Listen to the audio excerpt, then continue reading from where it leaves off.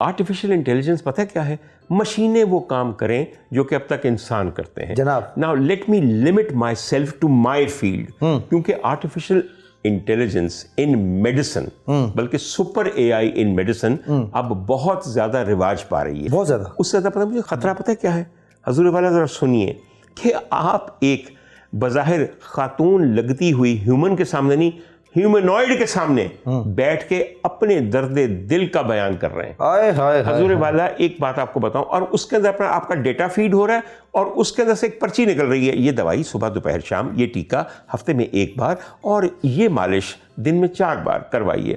حضور والا میں جب معالج کے پاس جاتا ہوں، جب میرے مریض میرے پاس آتے ہیں تو سر ان کی تو کمر میں درد ہوتی ہے نا، مگر مجھ سے بیان کرتے ہیں اپنے دل کے درد، اور درد دل کو سمجھنے کے لیے اہل دل ہونا اور درد مند ہونا ضروری ہے. مجھے آپ یہ بتا دیجیے کہ آرٹیفیشیل انٹیلیجنس کون سا ایسا کریچر بنائے گی کہ جو درد دل رکھتا ہو اور اہل درد بھی ہو اور درد مند بھی ہو. جی خواتین و حضرات، یہ بالکل ایسے ہی ہے کہ بھئی ٹیلی میڈیسن کی طرح آپ اپنا ڈیٹا وہاں فیڈ کریں گے، وہاں سے سب کچھ آ جائے گا. آپ جس چیز کو رواج دے رہے ہیں، اور یاد رکھیے میں کسی ترقی کے خلاف نہیں، لیکن کسی ترقی کو اگر شتر بے مہار کی طرح چھوڑ دیں گے تو آپ پہ حاوی ہو جائے گا. حضور والا we are creating not humans but humanoids, machines that are going to look like humans and going to work like humans. Sir ایک بات میں بتاؤں، انسان کے اندر جو سب سے بڑی خوبی ہے جناب، اشرف المخلوقات تو ہے، بے شک میرے پروردگار نے اس کو اشرف المخلوقات جب بنایا ہے، انسان کے اندر ایک چیز ڈالی ہوئی ہے، ایک سیٹ ہے. ایک تو انسان کے اندر سول ہوتی ہے، جی روح ہوتی ہے. روح ہوتی ہے سر جی مشین کے اندر سول نہیں ہوتی، کیسی بھی اچھی ہو. جی جی. دوسری سر انسان کے اندر ہوتی ہے ایمپتھی. ایمپتھی ایک خاص چیز ہے، درد مندی، جو مشین میں نہیں ہوتی.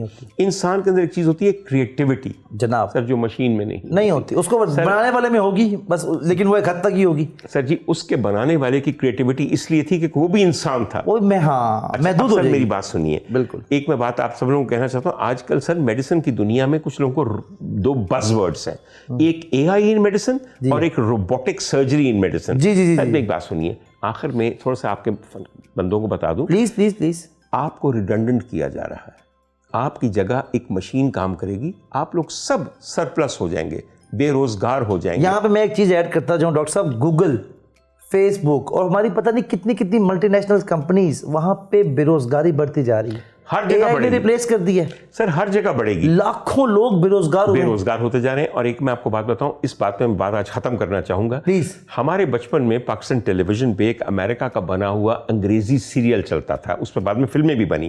اس کا نام تھا پلانٹ آف دا ایپس، یعنی کہ بندر مختلف قسم کے آ کر اس دنیا پہ، اس پلانٹ کے اوپر حاوی ہو گئے اور انسانوں کو نکال دیا.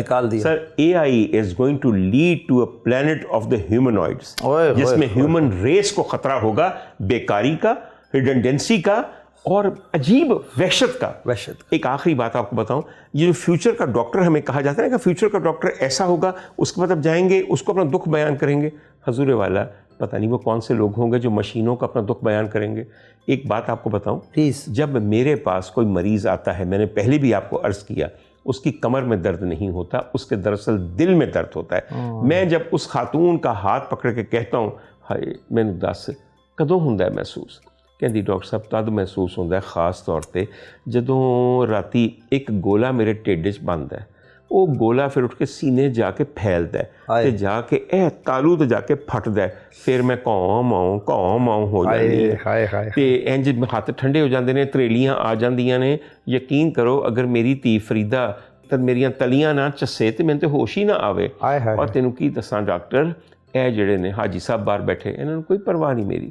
مینوں لگتا ہے حاجی صاحب دا ٹانکا کتے ہور فٹ ہو رہا ہے. انہوں نے بھی سمجھایا جی کہ میں بڑی بری حالت ہے، مینوں توجہ دی ضرورت ہے، مینوں علاج دی ضرورت ہے. حضور والا وہ دس دیو اے آئی جیڑی ساڈے مریضاں دے یہ ضرورتاں پوری کرے گی. اور اگر نہیں کرے گی نا تو سر یہ ہمارے کلچر کے لیے، ہماری سوسائٹی کے لیے، ہمارے مریضوں کے لیے نہیں بنا. اسی کہو کہ کوئی گل نہیں، ایسی ڈاکٹر بناواں گے جی پنجابی سمجھ دی ہوے گی. وہ بھائی پنجابی ضرور سمجھ دی ہوے گی، جیڑی زیر لب تحریر ہے، جڑے لفظاں دے پیچھے کیفیات نے، وہ حالے تک کوئی مشین نہیں سمجھ سکتی. Any way I rest my case. میں کہتا ہوں کہ بالکل بڑی تیزی سے آگے بڑھیں، اے آئی کے اندر بڑھیں، مگر کچھ قوانین بنائیں. कुछ ज़वाबित बनाए, लिमिटेशंस रखे हैं, एब्सोल्युटली कुछ डॉक्टर रूल्स साहब बनाए। इसी के साथ साथ हमारी स्क्रिप्ट राइटिंग, आपको पता है हमारे यहाँ कितने स्क्रिप्ट राइटर्स, कितने लोग प्रोडक्शन से मुतल्लिक जो बेचारे एंकर्स हैं, प्रोड्यूसर्स हैं, स्क्रिप्ट राइटर, चैट जीपीटी ने उनकी वो एहलियत छीन ली। आप चैट जीपीटी के ऊपर कुछ भी टाइप करें और उससे कहें मुझे ये पर्शियन जुबान में चाहिए, बिल्कुल आपको चैट जीपीटी स्क्रिप्ट निकाल के दे देगा, लेकिन उस स्क्रिप्ट के अंदर वो एहसास नहीं होगा, वो तख्लीक नहीं होगी जो आपके कैरेक्टर में होती है। सर मगर इसके अलावा भी इस तरह की बहुत सारी लग़वियात और ख़राबात जन्म ले रही हैं। एक चीज़ है, आपके पास ऐप्स हैं अब जो ट्रांसलेट करती हैं। जनाब आप हजूर वाला, आज तराजिम निगारी एक बहुत बड़ा शोबा बन गया है। आप क्या करते हैं, मैं तर्जुमा करता हूँ जी। बंगाली अदब का, रूसी अदब का। मैं उनसे पूछता हूँ कि भाई साहब आपको बंगाली आती अच्छा आपको रूसी आती है? नहीं। तो मैंने एक साहब से कहा कि ये किस ज़बान से करते हैं तर्जुमा? उन्होंने कहा जी अंग्रेजी के अंदर होती है चीज़, उसको डालें उर्दू बाहर निकल आती है, गूगल ट्रांसलेटर। तो मैंने कहा अच्छा अंग्रेजी से तर्जुमा कर लेते हैं। जहाँ तक मेरा ख्याल है इस बेवकूफ़ घटिया इंसान को तो अंग्रेजी भी बंगाली और रूसी है। आप समझ गए ना? बिल्कुल सर जी, कितनी अच्छी बात है। अब आप वो तर्जुमा लेकर फौरन 1.5 घंटे में पूरा नॉवल तर्जुमा हो जाता है, और उसके बाद उसके ऊपर आपके लिटरेरी फेस्टिवल्स के अंदर बाकायदा एक सेशन हो जाता है, तालियां बज जाती हैं, आप मुझे शाबाश देते हैं, मैं आपको देता हूं। जनाब ये अदब का हाल है, और तर्जुमे को जो आपने कर दिया है इन ऐप्स की वजह से। आखिरी एक बात आपको बताऊं, वो तर्जुमा कभी पढ़ के देखें सर जी, एक ज़ुबान का स्वभाव है, एक ज़ुबान का मिजाज है, एक ज़ुबान की चाशनी है। ये कम वक्त पता है क्या समझते हैं जनाब कि जो तर्जुमा किया है ना उसमें, आप यकीन कीजिए कि कुस्तुनतुनिया का एक नावल है जिसमें उसे लिखा जाता है, शाम का वक्त था, शाह बलूत के दरख्त लहरा रहे थे, सरसराती हवा गुजर रही थी। बस कर दियो, आज वास्ते इन्ना काफ़ी है।